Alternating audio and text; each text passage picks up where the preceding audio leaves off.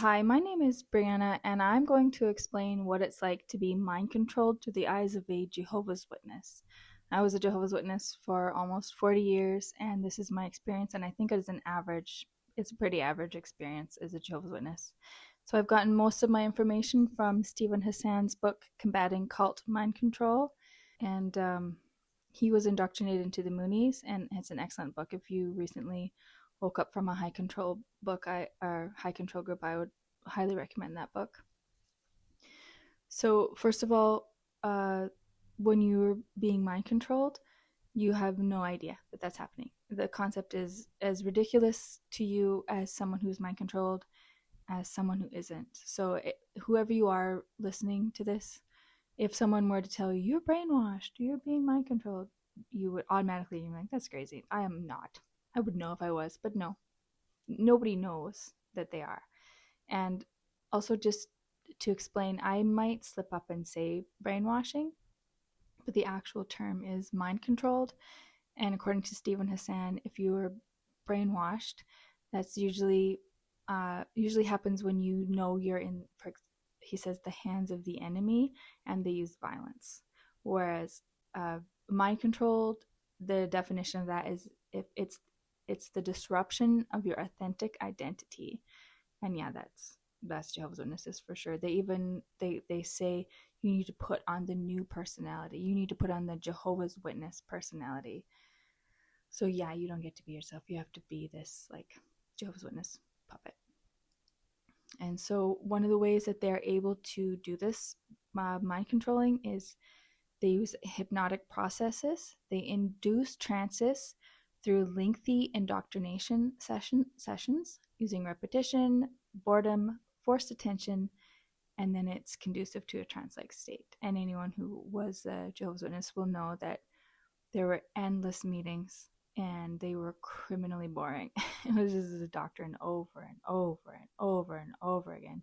And you're already so tired because any spare time that you have is given to the church. So you really don't have any spare time whatsoever. Uh, when I was growing up, there was 2 midweek meetings, and then there was 2 weekend meetings, and then you're supposed to also do pre-study. So you study the material that you go over, and then during the meeting you have to participate. So you have to give answers. So your mind can't wander off. You have to be paying attention. And then any spare time you have on top of that, you're supposed to do personal study. So study a different literature. And then also they want you to have family study. So that would be different publications or media that you're studying. And they also want you to meditate on the doctrine. So your mind at all times has to be filled with Jehovah's Witness doctrine. Otherwise, you're a bad person.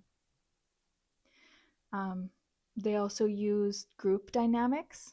And so in that book, he gives the example, this exercise they did and learned that most people will doubt their own perception if they're put in a social situation where the most confident people in the group all give the same wrong answers.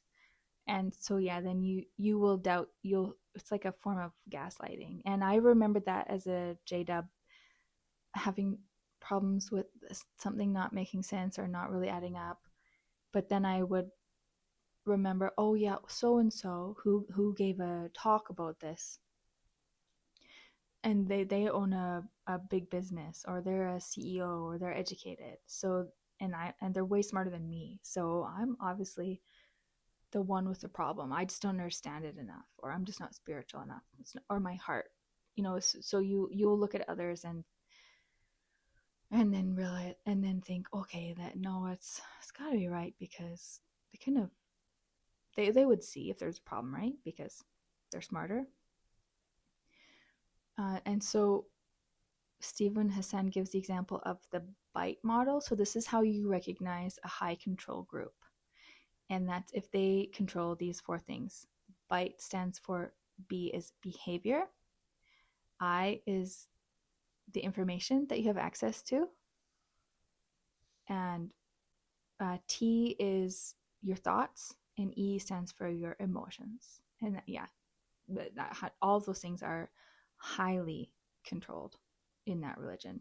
And they use the acronym he uses is FOG, and that's how these high control groups control their members, through FOG, which stands for fear, obligation, and guilt. And I would add shame. Jehovah's Witnesses, that religion, they use a lot of shame to control. And so, for an example, you do something that isn't good for the church, you will be publicly shamed. So whether that's even you stop volunteering to be what they call a pioneer, where you're preaching to people for, I think it used to be 100 hours a month, and then it was 90, and then it was 80. It just keeps going down. I can't remember what it is, maybe now 50. But if you're no longer able to do that, and you have to ask permission to come off the list.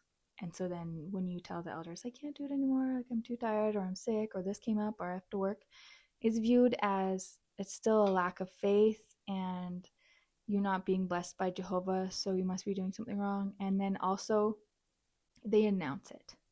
And there's no different announcement. Sometimes you're removed as a volunteer from having these titles if you sin, and so you're no longer exemplary. They'll take away these privileges as a punishment. But if you step down because you're just no longer able to do it for whatever reason, the announcement is the same. They will tell everyone, so and so is no longer a pioneer, and then the rumors just start. And so if I stop doing the volunteer work, everyone's going to be wondering, what's wrong with you? Why isn't Jehovah blessing you? Why can't you afford to do it anymore? Because if you were truly dedicated to Jehovah and a good person, he would make sure you had enough food and money. So they use shame to control. And so here are some examples of phrases and scriptures that the witnesses say over and over and over and over again. It's part of the this disruption of your authentic identity. And anyone who's listening who was a JW and I missed some, and I know I've missed a ton, let me know in the comments, because I'm sure I missed a lot.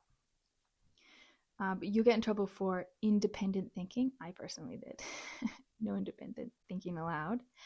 And they also say the heart is treacherous. Don't trust it or listen to it, which, as a side note, I think that is one of the most dangerous things that they do, because that intuition can save your life. If you're in a situation where someone just gives you the creeps or something seems off, you have to listen to it, because so many times that has saved people, but we are taught to turn that off. So yeah, I personally think that's one of the most dangerous things that Watchtower teaches. And that's why it is a predator's paradise. If it's anyone's paradise, it's predators. Okay, here's another one. Do not lean on your own understanding. Follow the governing body, even if what they're saying doesn't make sense from a human standpoint. So here's another thing that they do. They're very proud that they don't have any human leaders, and that they're not a cult like other cults, because cults have human leaders, and not like us. We don't listen to humans, we listen to God.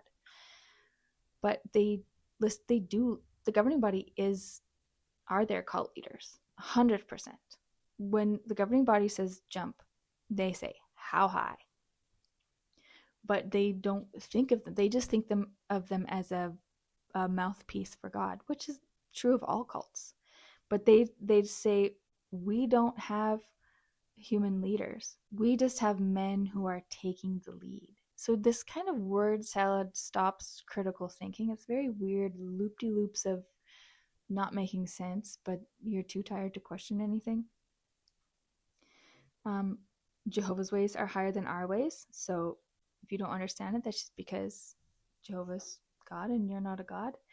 But after you wake up and you look back, you can swap the term Jehovah, Watchtower, the governing body. They're all interchangeable. It's not going to change the meaning of what they're saying.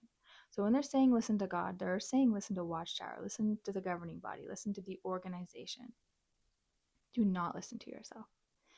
And they love to say this one. We are good for nothing slaves. So you're just like, slaves don't think for themselves. They do what they're told and they work hard.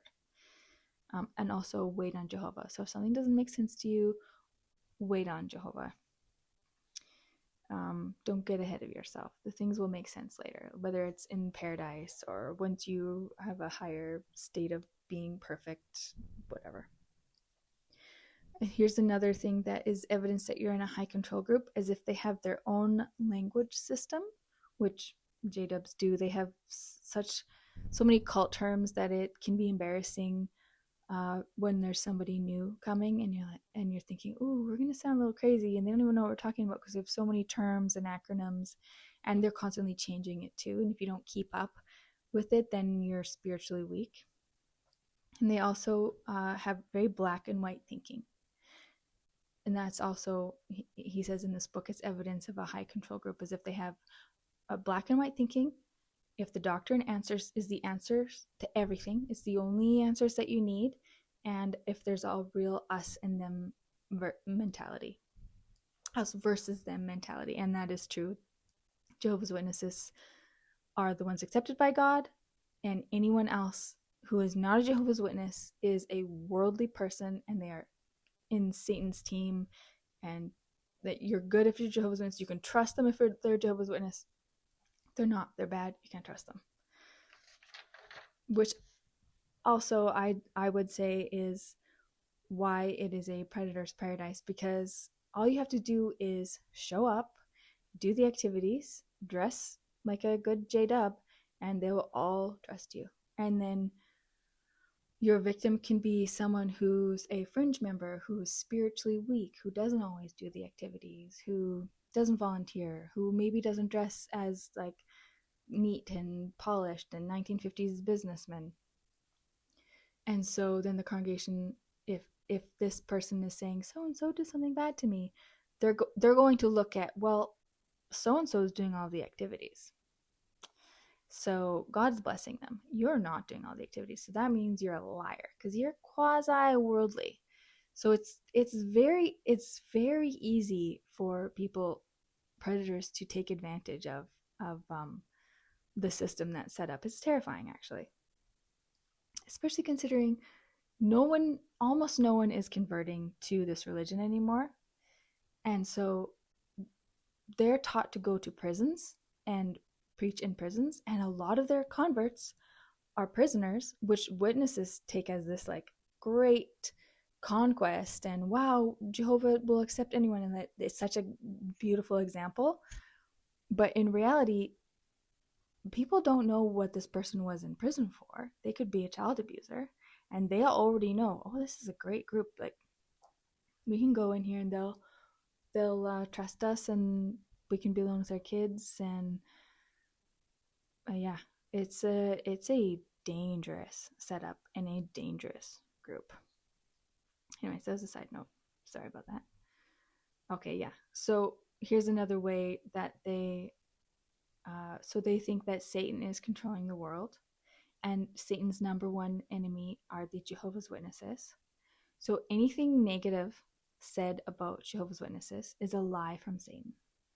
And here's an example of how I used to have these mental gymnastics to try and explain away what I was seeing, because I could recognize other cults and I could see the similarities.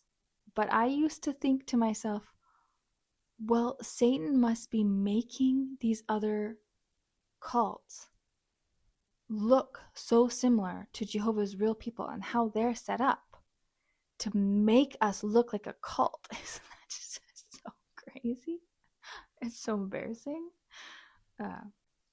But my therapist and anyone else who had a hard time forgiving themselves for falling for this, he said, if a child was born into a room with no windows and all of the adults in the room were telling them this is what's happening outside of the room, could you blame them for believing it? That's the only information that they were ever given. So you have to be kind to yourself. And a lot of people fall for being mind controlled. So all you can do is move on and try and laugh about it. But It is crazy.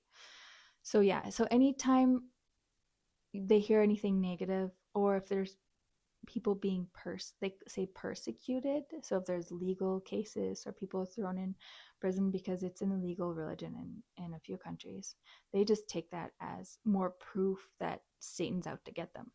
So really, it's very, very difficult to wake someone up from a high control group because they already have any defenses. Or like, the government says that's bad. You're like, governments are run by Satan. Satan's behind the governments.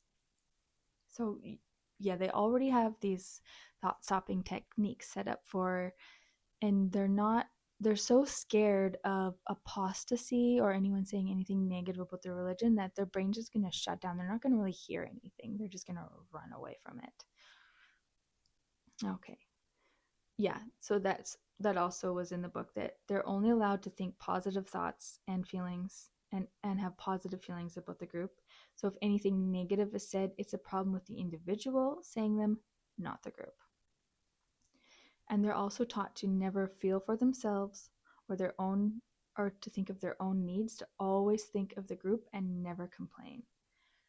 And here's an example of a level of the behavior control that they have over Jehovah's Witnesses. They will tell you who you're allowed to date, when you're allowed to date, who you're allowed to marry, when you're allowed to marry, what you're allowed to do in that marriage. Even if a woman is being beat by her husband and their police, they don't go to the police. They go to the elders in the congregation. The congregation elders are viewed as the local police judges. They're not going to go to Satan's worldly people. They're going to consult the elders. And so women will go and say, my husband's beating me, and they will not allow her to leave him or tell anybody. She has to work on what she's doing to provoke it. Is she irritating him? Is she nagging? Is she not doing enough housework? And she needs to examine herself, and she needs to have a quiet and mild spirit. And only if her life is in danger, only if he's beating her to the point that she's going to die, is she allowed to leave. Yeah. And here's another example of the level of control that Washar has over people. I found an article, I think it was written in the 80s, and it said you are allowed to wash your own genitals in the shower, but just you can't enjoy it. Just funny. But it's an example of what you wear, what you listen to, what you watch, what you talk about, what kind of car you have, everything. It's the minutia of your life. There was an article on how often you should clean everything. It's like, you're going to clean your bathroom 3 times a week. You're going to scrub your floors twice a week. You should vacuum 4 times a week. It literally laid those out, like specifically, the exact detail on how you are allowed to live your life. There's also instilled an incredible fear of leaving. You are taught that there are unspeakable horrors if you leave the group, and that was true. Like they always had these depictions of people who left their religion, and they would be shooting up heroin under a bridge or living in like a dirty, dingy apartment with a drunk man screaming at them and a crying baby. Or like, it was understood that if you leave Jehovah's one true religion, the world will chew you up and spit you out. Yeah. And so you have the impression that you are there by free will, but in reality there are chains. They're just invisible. So here's what I thought was the most interesting aspect of being mind controlled, is that you end up having a dual personality. You have your artificial cult identity, and then you have your authentic private self. And most times these two personalities are at war, but your cult personality is going to be the strongest one, and your authentic self will occasionally pop up, but your cult personality will like quickly just like whack-a-mole it away.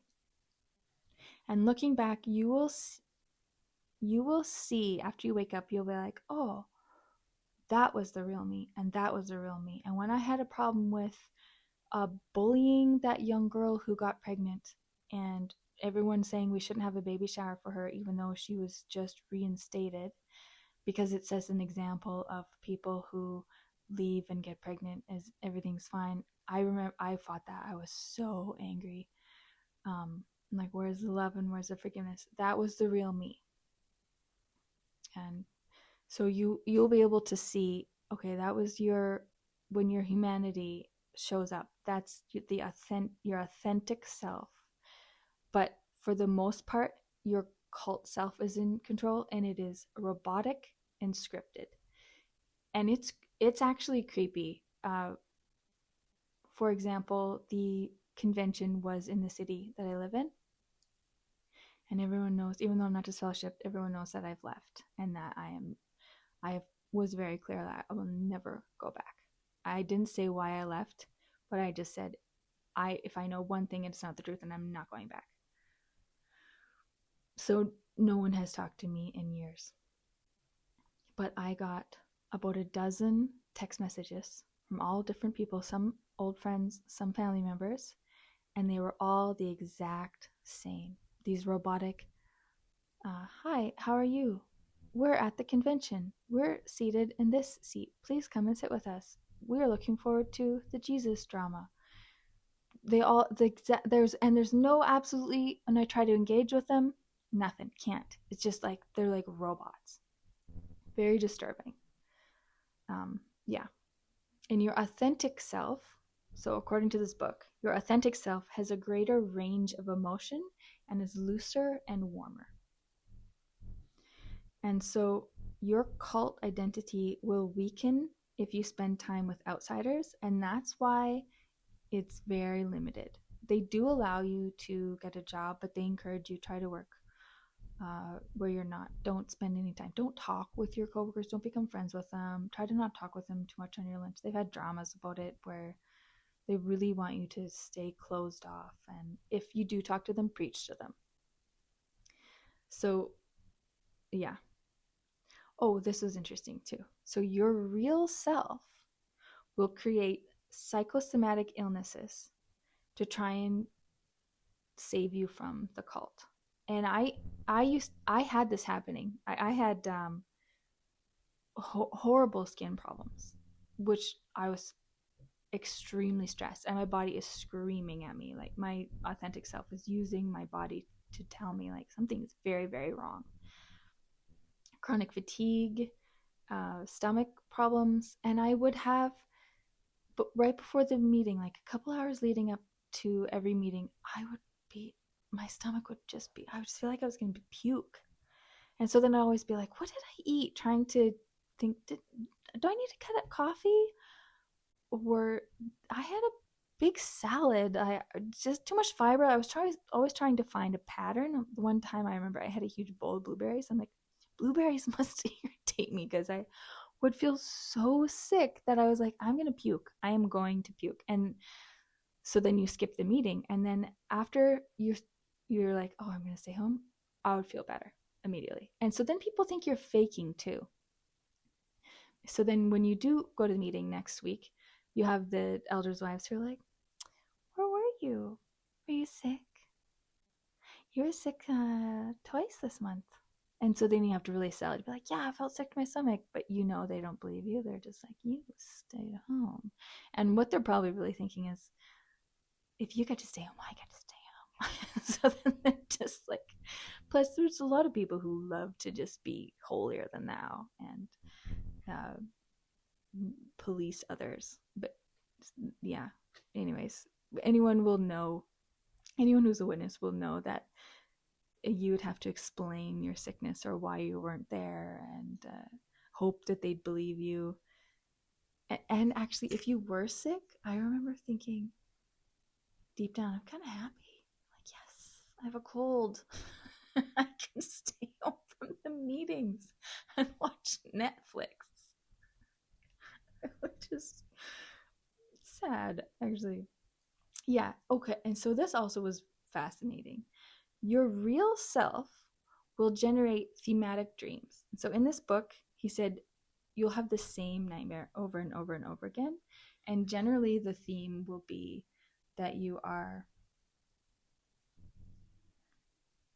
that you're lost, hurt, trapped, imprisoned, or you're being suffocated.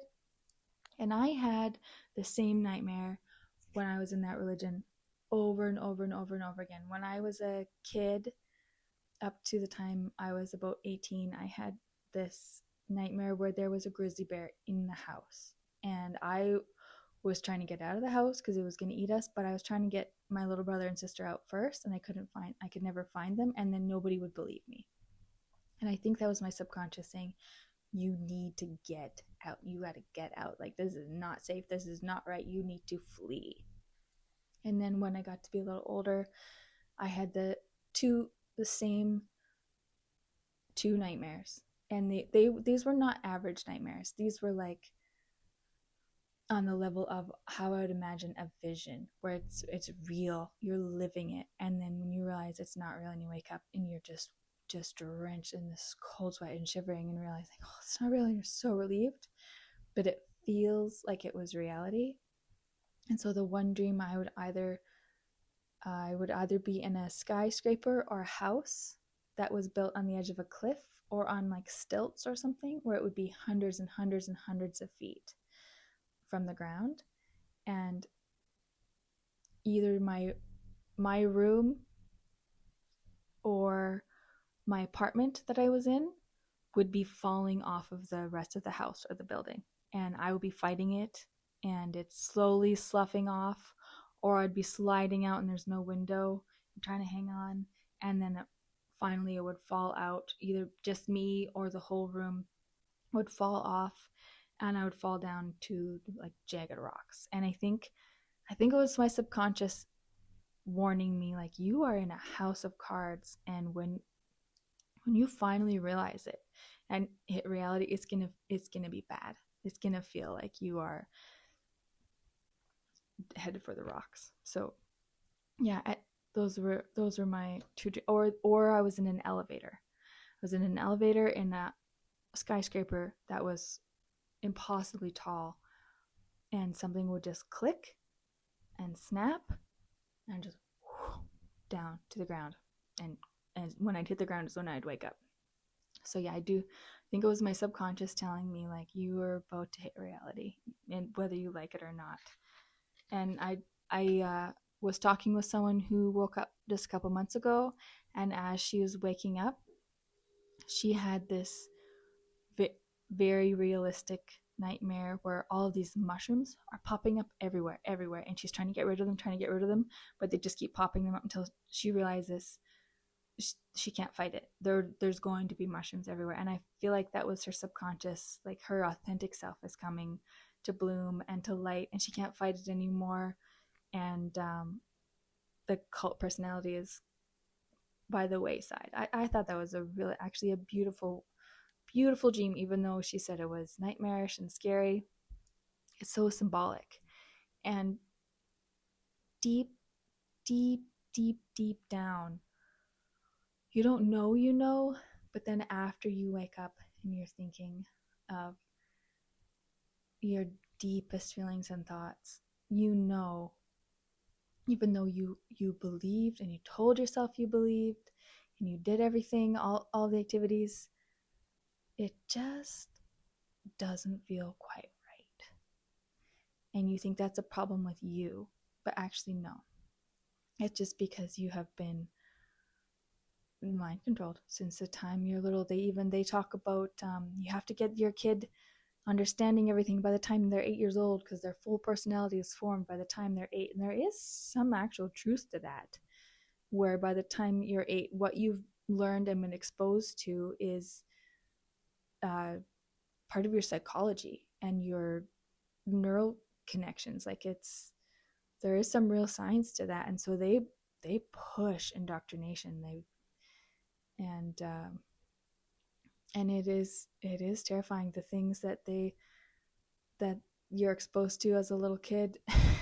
Just because on one hand you're so innocent because you're not allowed to watch uh, TV with violence or immorality, or most programs are inappropriate.